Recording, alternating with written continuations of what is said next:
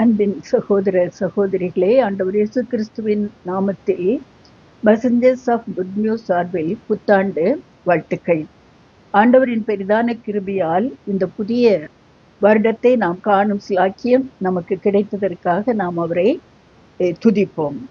2026 ஆண்டின் முதல் மாதம் முதல் நாளிலே பிரவேசிக்கிற நாம் ஏசாயா 43 அதிகாரம் 18 முதல் 21 வசனங்களை தியானிப்போம்.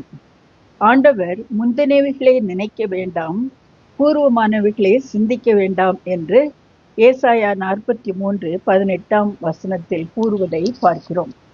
குடும்பமாக நாம் பிரவேசிக்கும் போது நிறைவேறாத அநேக ஆசைகள், பணக்குறைவுகள், பிள்ளைகளை குறித்த கவலைகள், நம்பிக்கையின்மை, அதோடு சில மறக்க முடியாத கசப்பான அனுபவங்கள், எல்லாவற்றுக்கும் மேலாக ஆவிக்குரிய வாழ்வின் ஒரு சில பின் மாற்றங்கள் அல்லது தடுமாற்றங்கள் ஆகியவைகளும் நம்மோடு கூட வரலாம்.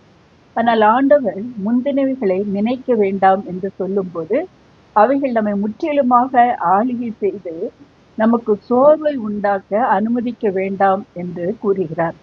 நாம் மறுபடியுமாக உறவு பிரச்சனை ஏற்படுத்தும் அல்லது மனதை துன்புறுத்தும் செயல்களை ரீப்ளே பண்ணுவது அல்லது திரும்பவும் ஞாபகமூட்டுவது ஆகியவை செய்யாமல் இருப்பது நல்லது. நம் குடும்ப அங்கத்தினர் அல்லது நண்பர் யாரிடமும் அவருடைய பழைய தோல்விகளை சுட்டி காட்டாமல் இருப்பது நல்லது. வேண்டாத சில பழக்க வழக்கங்களை நாம் இப்படித்தான் செய்வோம் அல்லது இப்படித்தான் இருப்போம் என்று பழைய முறைகளை வலியுறுத்தி செய்யாமல் அவற்றை விடாமல் பிடித்து கொள்வதும் நல்லது அல்ல. புதிய வருடத்தை புதிய மனப்பான்மை, புத்தெழுச்சியோடு நாம் ஆரம்பிப்பது நல்லது. A new year requires new and right attitudes at home. இரண்டாவதாக ஆண்டவர் 19 வசனத்தின் முன்பகுதியிலே நான் புதிய காரியத்தை செய்கிறேன் என்று சொல்வதை நாம் சிந்திப்போம். அது இப்பொழுதே தோன்றும், அதை நீங்கள் அறியீர்களா என்றும் ஆண்டவர் கேட்கிறார். நம் திருச்சபைகளிலும் நம் குடும்பங்களிலும் ஆண்டவர் செயல்படுகிறவர். He is working in our churches as well as in our homes too. நாம் இழந்த ஒரு சில உறவுகள், சந்தித்த பண பிரச்சனைகள், நம் சரீர ஆரோக்கியம் பற்றிய ஒரு சில மெடிக்கல் ரிப்போர்ட்ஸ், குடும்ப சமாதானம், சந்தோஷம், அமைதியில் ஏற்பட்ட பிரிவினைகள், நம் பிள்ளைகளின் ஆவிக்குரிய வாழ்வு குறித்த கரிசனைகள் எல்லாவற்றின் மத்தியிலும் ஆண்டவர் புதிய காரியங்களை செய்கிறேன் என்று கூறுகிறார்.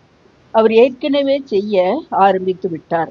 நம்மிலே, நம்மை சுற்றிலும், நம் மூலமாக, நமக்காகவும் நம்மை சார்ந்தவர்களுக்காகவும் ஆண்டவர் புதிய காரியங்களை செய்கிறேன் என்று வாக்கு பண்ணுகிறார். நம்முடைய சோர்வுகளை அகற்றி ஊக்கமூட்டும் ஒரு நம்பிக்கையின் வாக்கினை ஆண்டவர் நமக்கு கொடுக்கிறார். This verse offers not only hope but also an assurance of God's transformative work in our life. மூன்றாவதாக 19 வசனத்தின் பின் பகுதியிலே ஆண்டவர் நான் வனாந்தரத்திலே வழியையும் அவாந்தர வெளியிலே ஆறுகளையும் உண்டாக்குவேன் என்கிறார். கஷ்டங்களில் துன்பங்களற்ற ஒரு வாழ்வை ஆண்டவர் கூறவில்லை. ஆனால் தன்னுடைய பிரசன்னமும் தன்னுடைய வழி நடத்துதலும் உண்டு என்பதை வாக்கு பண்ணுகிறார். வனாந்தரம் எப்படிப்பட்டது என்று நமக்கு தெரியும். ஆனால் அப்படிப்பட்ட சூழ்நிலை கைவிடப்பட்ட சூழ்நிலையாக இல்லாமல் ஆண்டவர் நம்மோடு கூட இருந்து வழி நடத்துபவராக, போஷிப்பவராக, தன்னுடைய பிரசன்னத்தால் நம்மை பாதுகாப்பவராக இருப்பேன் என்று வாக்கு கூறுகிறார். The wilderness is a place where God reveals himself as a miraculous provider. மேலும் வசனம் 20-21 உயிரினங்கள் என்னை கனம் பண்ணும், என் ஜனங்கள் என் துதியை சொல்லி வருவார்கள் என்று கூறுகிறார். இதன்படி நம் குடும்பம், நம் திருச்சபை மேம்பட்டதாக மட்டுமல்லாமல், நிலைத்திருப்பதாக மட்டுமல்லாமல், ஆவிக்குரிய வாழ்விலே முதிர்ச்சி அடைந்ததாக வாழவும் ஆண்டவர் நம்மை கட்டுவிப்பார். ஆகவே நாம் ஆண்டவரை துதித்து குடும்பங்களாக நம்மை அர்ப்பணித்து நம்முடைய ஜெப வாழ்வு, நம்முடைய விசுவாச உறுதி, மன்னிக்கும் மாண்பு, ஆண்டவருக்காக குடும்பமாக சேவை செய்தல் ஆகியவற்றில் நம்மை பலப்படுத்த ஜெபிப்போம். அன்பின் ஆண்டவரே, நீர் எப்பொழுதும் புதியவற்றை செய்கிறீர். அதற்காக உம்மை துதிக்கிறோம். நாங்கள் அறியாத விதத்திலே நீர் எங்கள் வாழ்விலே, குடும்பங்களிலே இப்புதிய வருடத்தில் செயல்படுகிறீர் என்ற விசுவாசத்தோடு நீர் செயல்படுவதைக் கண்டு உம்மை நன்றியோடு துதித்து வாழ எங்களுக்கு உதவி செய்.